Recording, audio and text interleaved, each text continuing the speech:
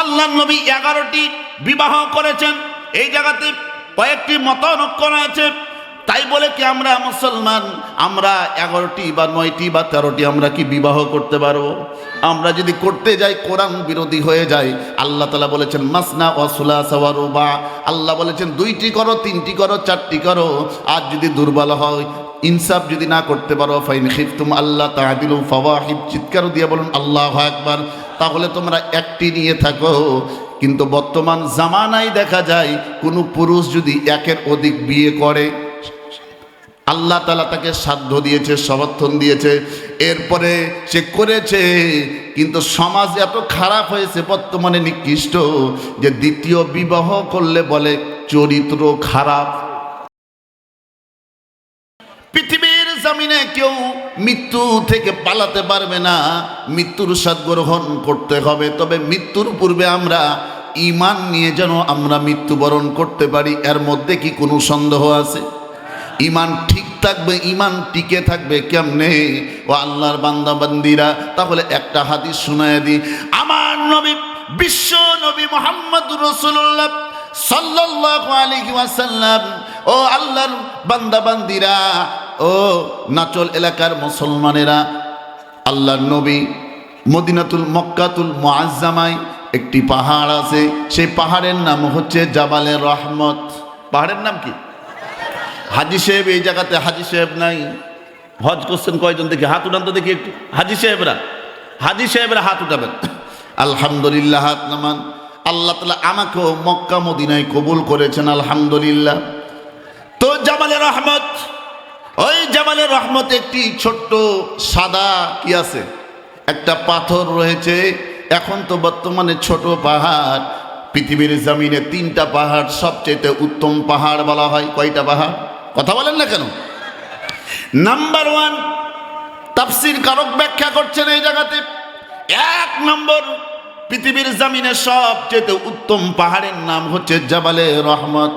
সেটা হচ্ছে যেই জায়গাতে সমস্ত মুসলমানেরা হজের দিন একত্রিত হয়, সেই দিনকে কি বলা হয়? আরাফার দিন। কি ঠিক না বেঠে? আল্লাহর বান্দা বান্দিরা, আল্লাহর নবী 1 নম্বর আমাদের জন্য রহমত স্বরূপ 3টি পাহাড় পৃথিবীর জমিনে উত্তম পাহাড় বলা হয়। নাম্বার 1 জাবালে রহমত, নাম্বার 2 জাবালে নূর, নাম্বার 3 আপনার জাবালে সুর। জাবালে নূর যেটা, সেই পাহাড়ে আল্লাহর নবী বিশ্ব নবী মুহাম্মদুর রাসূলুল্লাহ সাল্লাল্লাহু আলাইহি ওয়াসাল্লাম, ওই পাহাড়ের মধ্যে একটি গর্ত রয়েছে, সেই গর্তের নাম হচ্ছে গারে হেরা। গর্তের নাম কি ভাই? ও আল্লাহর বান্দা বান্দিরা, সহজে আপনাদেরকে বোঝানোর জন্য চেষ্টা করছি। এই পাহাড়ে আমি একজন যুবক মানুষ, আমি যখন উঠলাম, উঠতে প্রায় 1 ঘন্টা 6 থেকে 7 মিনিট সময় লেগেছে নিচ থেকে ওপর পর্যন্ত উঠতে। ওপরে উঠলাম, সর্বপ্রথম যখন উঠি গারে হেরাই, ওই গর্তের মধ্যে, যে গর্তে আল্লাহ পাক রব্বুল আলামিন কুরআনুল কারীম থেকে আয়াত নাজিল করেছেন, সর্বপ্রথম নাজিল করেছেন ইকরা বিসমি রাব্বিকাল্লাযী খালাক খালাকাল ইনসানা মিন আলাক ইকরা ওয়া রাব্বুকাল আকরাম। আল্লাহু আকবার। এই জাবালে নূর থেকে উপর থেকে, পাহাড়ের উপর থেকে নিচে যখন নামলাম, আমি যুবক মানুষ, আমার প্রায় সময় লাগলো 50 থেকে 51 মিনিট। তাহলে কত বড় পাহাড় এবার চিন্তা করেন।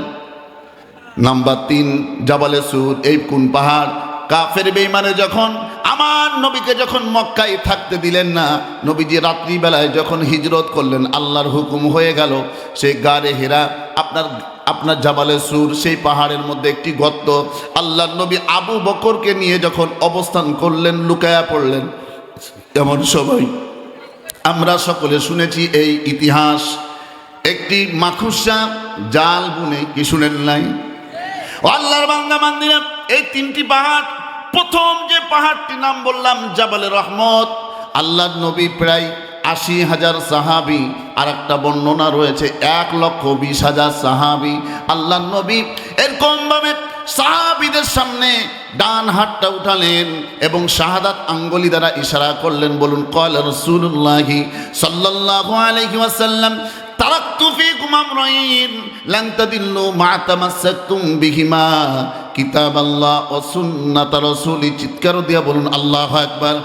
আমার নবী, বিশ্ব নবী বলেছেন সেই দিন আপনার বিদায় ভাষণের দিন আল্লাহর নবী বলেছেন, ও পৃথিবীর মানুষেরা, আমার উম্মতেরা, তোমরা জেনে রেখো, তোমরা যদি দুইটা জিনিসকে আঁকড়ায়া ধরতে পারো, নাম্বার ওয়ান, এক নম্বর হচ্ছে কিতাব আল্লাহ, আল্লাহর কিতাব, তার নাম কি? আরো জোরে হলো না? আল কোরআন। দুই নম্বর হচ্ছে ওয়া সুন্নাত রাসূলি, আল্লাহর নবী কোনো জায়গাতে বলেন নাই যে হাদিস আর রাসূলি, আল্লাহর নবী কোনো জায়গাতে এই কথা বলেন নাই, আল্লাহর নবী বলেছেন ওয়া সুন্নাত রাসূলি। এই জন্যে অনেকে বলে হাদিস মানার কথা, শুধু বলে হাদিস হাদিস হাদিস। সব হাদিস মানা যাবে না। সহিহুল বুখারীর মধ্যে এই হাদিস আছে, আল্লাহর নবী দাঁড়িয়ে প্রসাব করেছেন, তাই বলে কি আমরা প্রসাব করব? কথা কন লাগেন। আল্লাহর নবী 11টি বিবাহ করেছেন, এই জায়গাতে কয়েকটি মতানৈক্য আছে, তাই বলে কি আমরা মুসলমান আমরা 11টি বা 9টি বা 13টি আমরা কি বিবাহ করতে পারবো? আমরা যদি করতে যাই কোরআন বিরোধী হয়ে যায়। আল্লাহ তাআলা বলেছেন মাসনা ওয়া সুলাসা ওয়া রুবা, আল্লাহ বলেছেন 2টি করো, 3টি করো, 4টি করো।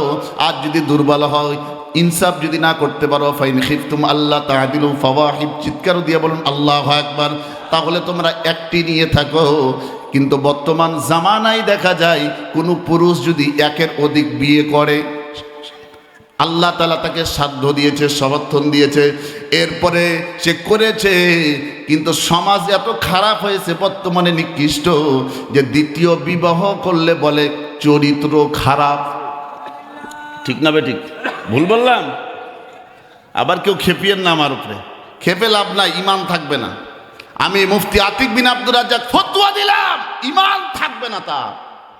যদি বলে দ্বিতীয় বিয়ে করার কারণে চরিত্র নষ্ট, এর চরিত্র ভালো না, তার মানে যারা এই স্লোগান দেয় তারা গোপনে গোপনে জেনা করে, ব্যভিচার করে, হারাম করে, এটা কোনো সমস্যা নাই। ঠিক না বেঠিক?